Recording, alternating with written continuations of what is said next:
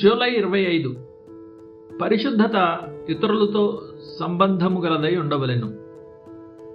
మనుషులు క్రీస్తుకు అన్యాయం చేస్తూనే మరోవైపు తమ పొరుగువారితో ఎంతో గౌరవంగా న్యాయబుద్ధితో వ్యవహరించడం లోకంలో చాలా సాధారణంగా కనిపిస్తుంది.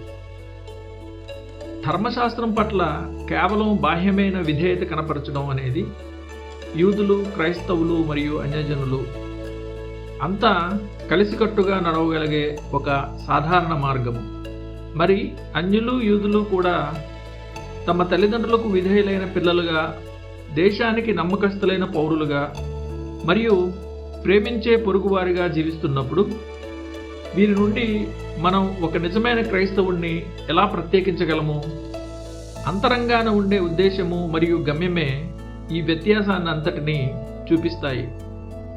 మనుషులు క్రీస్తుకు అన్యాయం చేస్తూనే మరోవైపు తమ పొరుగువారితో ఎంతో గౌరవంగా న్యాయబుద్ధితో వ్యవహరించడం లోకంలో చాలా సాధారణంగా కనిపిస్తుంది. వారు సరైన ప్రవర్తనను ఎంచుకుంటున్నారు, కానీ క్రీస్తు పట్ల గల ప్రేమ వారిని బలవంతం చేయడం వల్ల కాదు.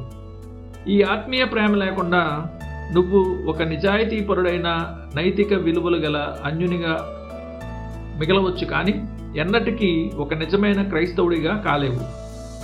ఉదాహరణకు, ఒక యజమాని తన ఉద్యోగిని నమ్మి అప్పు ఇచ్చిన ఒక వ్యక్తికి కొంత సొమ్ము చెల్లించమని పంపాడనుకుందాం. ఆ ఉద్యోగి వెళ్ళి ఆ డబ్బును చెల్లించాడు, కానీ అతడు ఆ పని చేసింది తన యజమాని ఆజ్ఞ పట్ల గల గౌరవంతోనో లేదా అతనిపై గల ప్రేమతోనో కాదు. కేవలం తాను ఒక దొంగగా ముద్ర వేయబడతానేమోననే భయంతో మాత్రమే. ఆ అప్పిచ్చిన వ్యక్తి పరంగా చూస్తే ఉద్యోగి తన పనిని పూర్తి చేశాడు అంతే, కానీ అతని అంతరంగ వైఖరి మాత్రం యజమానికి అన్యాయం చేసింది. మనుషులు ప్రతిరోజు యేసును ఈ విధంగానే తృణీకరిస్తున్నారు. వారు తమ పొరుగువారితో, తోటివారితో జరిపే లావాదేవీలలో ఎంతో ఖచ్చితంగా, నీతిగా ఉంటారు, కానీ ఆయన్ని మాత్రం అవమానిస్తారు.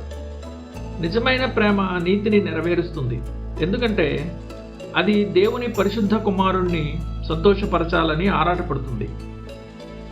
మన పొరుగువాని పట్ల చూపవలసిన ఈ సువార్త సంబంధమైన ప్రేమను క్రీస్తు క్రొత్త ఆజ్ఞ అని పిలిచాడు. యోహాను 13:34. మన సహోదరుని పట్ల మనం కలిగి ఉండే ఈ ప్రేమ మన పట్ల దేవునికి గల ప్రేమ అనే బలిపీఠం నుండి ఆత్మీయ అగ్నిని పొందుకుంటుంది. మనం మొదట క్రీస్తుని ప్రేమించి ఆయన నిమిత్తం చేస్తే తప్ప ఏ ఆజ్ఞనైనా సరైన రీతిలో నిర్వర్తించడం అసాధ్యం. మీరు నన్ను ప్రేమించిన ఎడల నా ఆజ్ఞలను గైకొందురు. యోహాను 14:15. దేవుడు తన 10 ఆజ్ఞలకు ముందు తన నామాన్ని ఎలాగైతే ఉంచాడో, అదే కారణాన్ని బట్టి క్రీస్తు కూడా ఆ 10 ఆజ్ఞల పట్ల క్రైస్తవుడు కనపరిచే విధేయతకు ముందు తన నామాన్ని నిలిపాడు. అంటే అవి క్రీస్తు యొక్క వాక్యము మరియు ఆయన నియమించిన ధర్మశాస్త్రము కనుకనే మనం వాటిని పాటించాలి. తద్వారా ఇశ్రాయేలీయులకు ఐగుప్తు దేశం ఉండిన బానిసత్వపు బంధకాల కంటే ఎంతో దారుణమైన నరకశాపం నుండి మనలను విడిపించి వెలుపలికి తెచ్చిన ఆ రక్షకుని పట్ల మనకున్న ప్రేమను మనం లోకానికి నిరూపించవచ్చు.